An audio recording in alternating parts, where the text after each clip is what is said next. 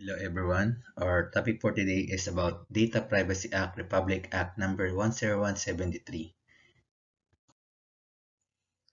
We will discuss about the overview of DPA, purpose and scope, key concepts, general obligation and accountability, offenses or penalties, the DP committees, function, timeless and deliverables. Purpose: to safeguard the right of every individual to privacy while ensuring free flow of information for innovation, growth, and national development. Data Privacy Act Scope: define rights of data subjects, provide parameters for securing, processing, and providing access to personal information by any natural and juridical person in the government or private sector, imposes penal and pecuniary sanction for unlawful use or disclosure of information.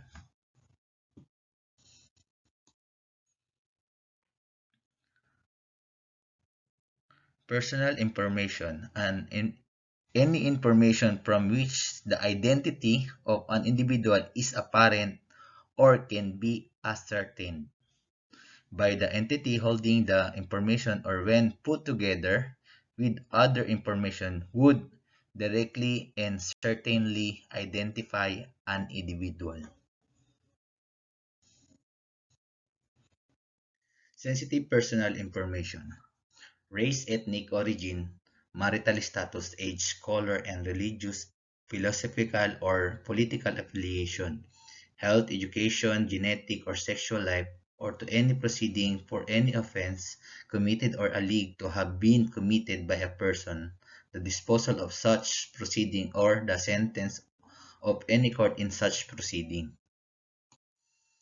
Issued by government agencies peculiar to an individual, example, social security numbers, previous and or current health records, licenses or its denials, suspension or revocation, tax returns, especially established by an executive order or an act of Congress to be kept classified.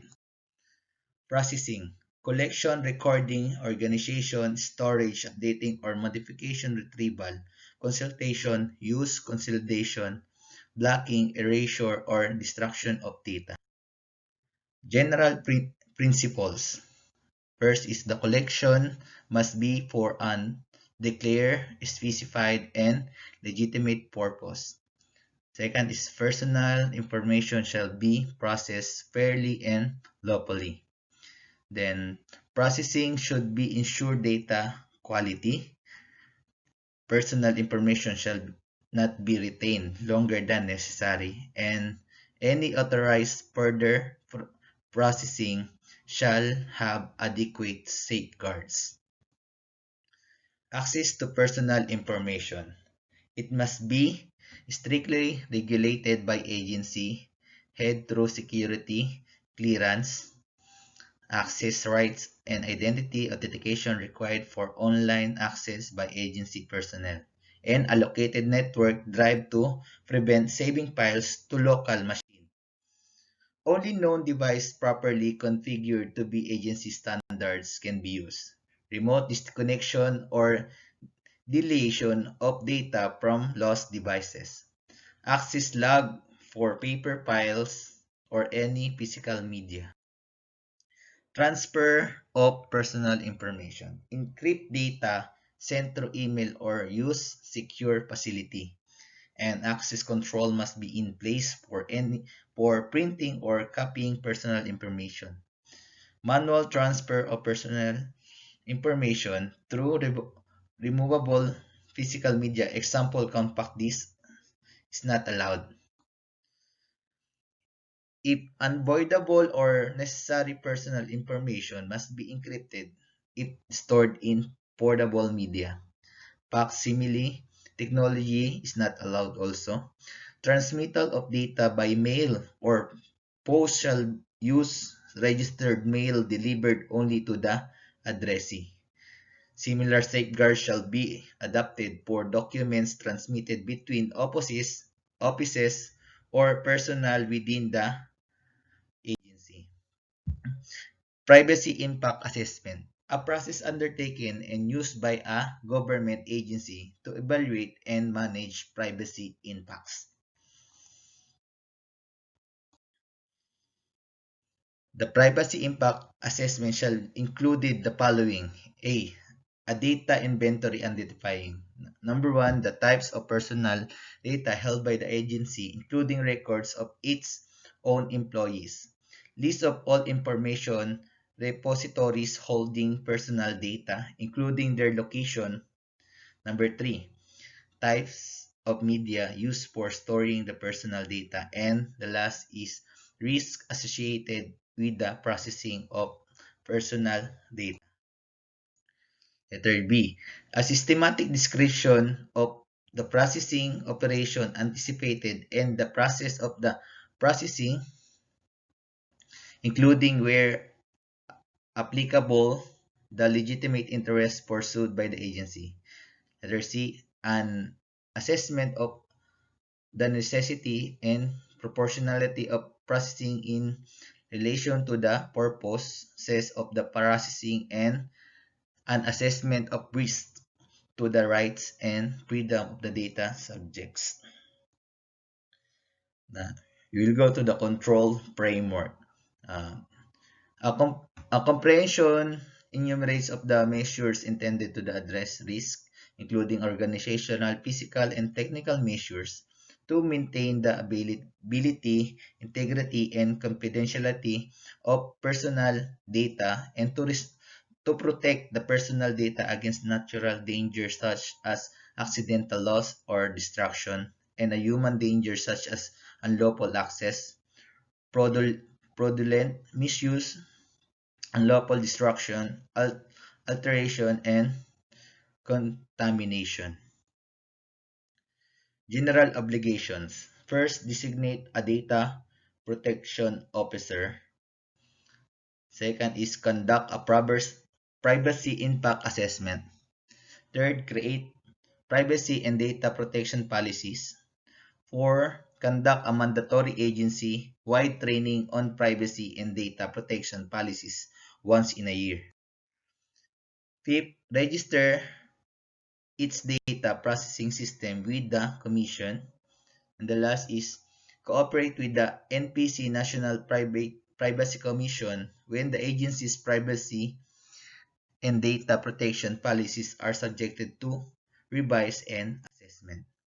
Should be complied with the September 2017 penalties and or liabilities, compliance, and enforcement orders, temporary or permanent ban on the processing of personal data, or payment or fines in accordance with a schedule to be published by the Commission.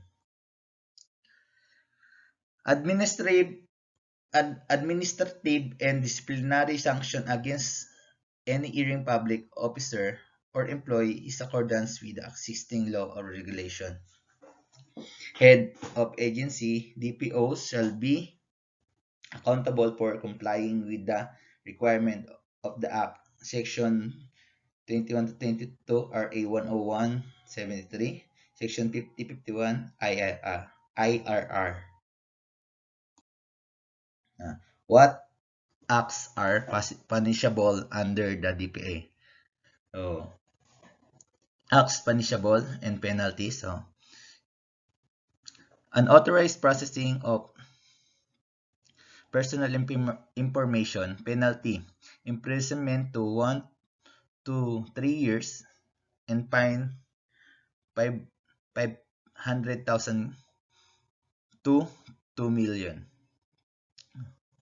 Unauthorized processing of sensitive personal information, penalty, imprisonment 3 to 3 years to 3 to 6 years, fines 500,000 to 4 million.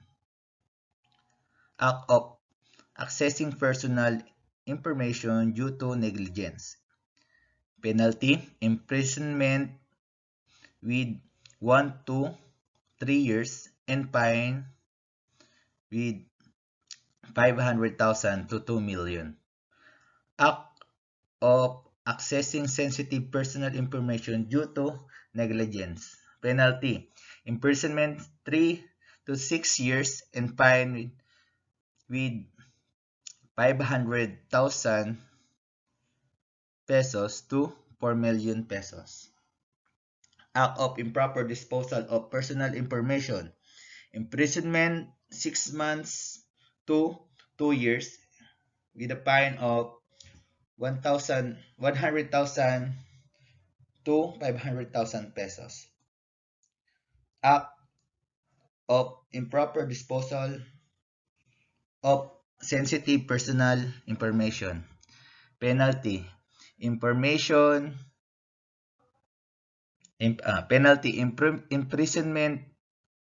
1 to 3 years with a fine of 100,000 pesos to 1 million pesos. Act of processing of sensitive personal information for unauthorized purposes.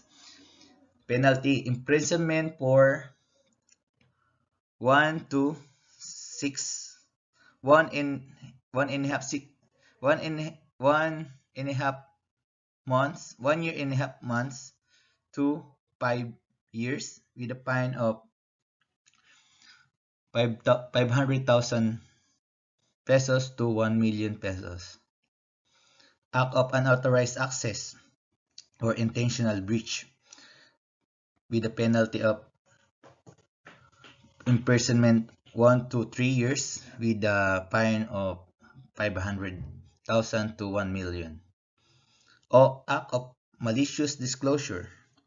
Penalty, imprisonment for 1.5 years to 5 years. Fine with a 500,000 to 1 million pesos.